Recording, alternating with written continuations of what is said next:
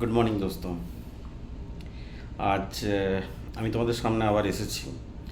প্রথমেই আমি অ্যাকচুয়ালি সব জামাইদের আমি শুভেচ্ছা দিয়ে রাখি, কারণ আজকে জামাই ষষ্ঠী। সো হ্যাপি জামাই ষষ্ঠী টু অল দ্য জামাইজ। যাক, এবার আমি কালকে যেখানে আমি শেষ করেছিলাম, যে আমার ওই ক্লাস 9-এ পড়তে পড়তে মাধ্যমিক পরীক্ষার যে গল্পটা, সেই গল্পটা আমি কন্টিনিউ করছি। আজকে আমার এপিসোড নাম্বার 16, রাইট? সো যখন কাকা আমাকে বা সেই কাকুকে যখন আমাকে বলল যে 7 তারিখ, 7 দিন পর থেকে তোর মাধ্যমিক পরীক্ষা, তো রেডি হয়ে যা, ব্যাগ গুছিয়ে নে, জামা কাপড় গুছিয়ে এনে তোকে যেতে হবে। ঠিক আছে, চলে এলাম, বাবাকে নিয়ে এসলাম বাড়িতে।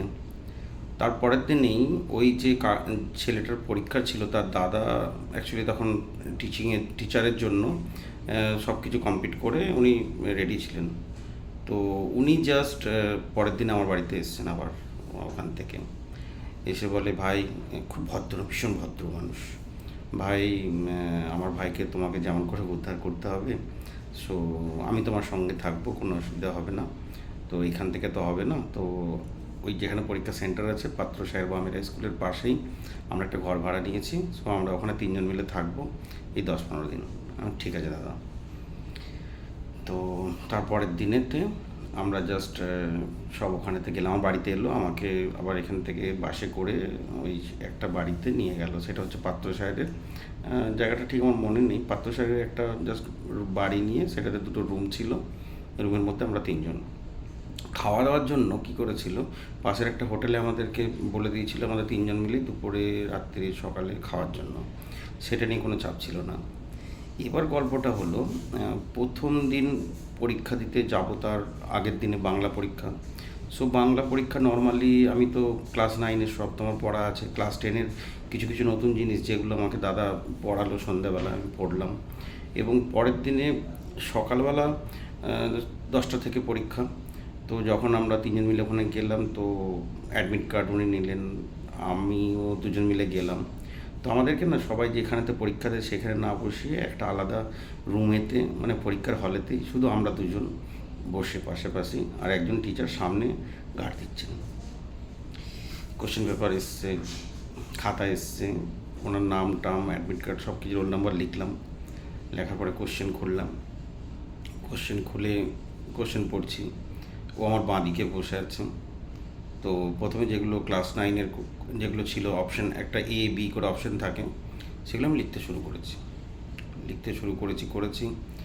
সামনে মাস্টারমশাই বলছেন, আচ্ছা, তুমি তো রাইটার, ও তো, ওর পরীক্ষা, তো ও তো কিছু বলছে না, তুমি তো লিখেই যাচ্ছ। আমরা, হ্যাঁ স্যার বলছো। তো আমি আবার ওই বিকাশ নাম ছিল, বিকাশ দাকে বললাম, দাদা তুমি কিছু না কিছু মুখের কাছে বলতে থাকো, কানের কাছে, আমি আমার মতো লিখবো, তুমি কিছু মুখ নাড়াও, তাহলে ওখান থেকে স্যার বুঝতে পারবে যে তুমি বলছো, আমি লিখছি। বলে, আচ্ছা ঠিক আছে।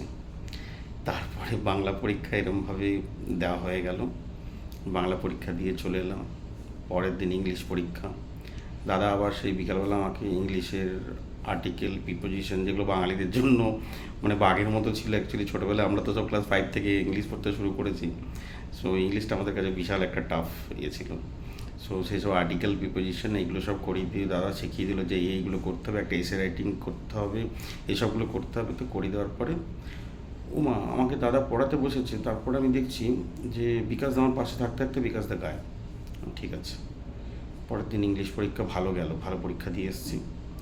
তারপরে ইতিহাস পরীক্ষা, এটা আমি 92-র গল্প বলছি, ঠিক আছে। তারপরের দিনে ইতিহাস পরীক্ষা। বিকালেতে আমি ক্লাস 9-এর পরে ক্লাস 10-এরগুলো পড়ছি, দেখছি বিকাশদা নেই আমার পাশে, আমি আর দাদা 2জন পড়াশোনা করছি। রাত্রিবেলা 9:30-টার সময় দেখছি, যখন ওই রুম থেকে বাইরে রাস্তায় এসছি, তখন দেখছি বিকাশদা একটা পাশেই থাকে একটা মেয়ের সঙ্গে গল্প করতে করতে আসছে। এক হাত ভাঙা, ডান হাতে এরকম করে জাস্ট করা আছে, ব্যাস এক হাত নিয়ে। আমি বললাম, কোথায় গেছিলে? বলছে, এই একটু পাত্র সাহেবের ওই হসপিটালের পিছনে একটা জঙ্গল আছে, ওখান দিয়ে জাস্ট। আমি, সারা তোমার পরীক্ষা আর আমি এখানে পড়ছি, তুমি ঘুরে বেড়াচ্ছ, তুই আছিস তো, হয়ে যাবে। বাবা রে বাবা, বিশ্বাস করবে না। পরে পরীক্ষা হলো, অঙ্ক পরীক্ষা, আগের গল্প। অঙ্কে তো ক্লাস 10-এর জন্য যেমন ট্রিগনোমেট্রি, হাইট অ্যান্ড ডিস্টেন্স, এগুলো স্পেশাল, যেগুলো 9-এ ছিল না। আর ওগুলোতে পাক্কা 10 নম্বর থাকতো, মানে করতে পারলেই 10 নম্বর। তো দাদা আমাকে পুরো টেবিলটা পুরো মুখস্থ করিয়ে দিল। হাইট অ্যান্ড ডিস্টেন্সে বলে দিল যে একটা এরকম নারকেল গাছ থাকবে, পড়ে গেলে এত ডিস্টেন্সে পড়বে, এত ডিগ্রি অ্যাঙ্গেল করেছে, তাহলে কোথা থেকে ভেঙেছে। দাদা বুঝিয়ে দিলে আমি বুঝলাম। পরের দিনে সুন্দর মানে ম্যাথসের পরীক্ষা হলো, এবং ম্যাথসের পরীক্ষা হলো মানে কি, হাইট অ্যান্ড ডিস্টেন্স অ্যান্ড ট্রিগনোমেট্রি পুরো কমপ্লিট করেছে, পুরো মার্কস করে দিয়ে এসেছি। আসার পর দাদা আবার আমাকে নিয়ে বসতো, হ্যাঁ কোনটা কোনটা ভাই করেছিলাম, যে এইগুলো করেছে, কত মার্কস আসবে, এত এত আসবে। তো বিশ্বাস করবেন না, ওই কদিন পরীক্ষাতে আমার যেন মাধ্যমিক পরীক্ষা হলো, আর যে পরীক্ষায় তাহলে সে পুরো এনজয় করে গেল। যা বাবা! তবে বেশ ওই কটা দিনে থাকতে থাকতে দাদা যেমন একটা জুড়ি নিয়ে ঘুরছিল, তো লাস্টের 2 দিন আগে ওইখানেরই পাশের একটা আমার সাথে মোটামুটি যোগাযোগ হয়ে গেছিলো। যোগাযোগ হয়েছে বলতে কীরকম, তো ওরা সব জানে পাশের মেয়েগুলো, একটা মেয়ে আমাদের কাছে এসে আমাকে তার অ্যাড্রেস দিয়েছে, মানে তখনকার দিনে ফোন ছিল না, কিছু ছিল না, অ্যাড্রেস দিয়েছে যে চিঠি লিখতে। তখন ক্লাস 9-এ পড়ি। পরীক্ষা হয়ে যাওয়ার পরে বাড়িতে এসে একদিন আমি ঘরের রাত্রেবেলায় হ্যারিকেনের ইয়েতে আলোতে বসে পড়তে বসে আমি না একটা চিঠি লিখছি পোস্ট কার্ডেতে ওই মেয়েটাকে। চিঠি লিখছি তো মা কোথা দিয়ে দেখে নিয়েছে। মাকে দেখে আমি লুকিয়ে বইয়ের মধ্যে রেখে দিয়েছি।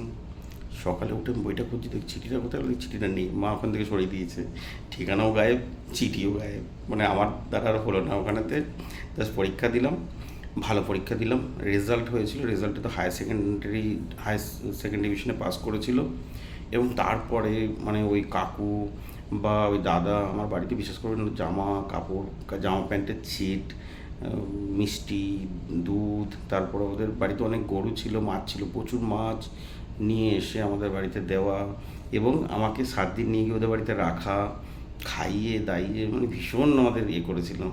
কিন্তু ভীষণ এনজয় করেছিলাম ওই টাইমটাতে। এবং যেটা হয়তো আমার নেক্সট ইয়ারে 93-তে মাধ্যমিক দিতে যে একটা ভয় থাকে, সেই ভয়টা আমার কেটে গেছিলো। তো থ্যাংক ইউ দোস্ত, নেক্সট এপিসোড নিয়ে আবার আসছি। Thank you, by.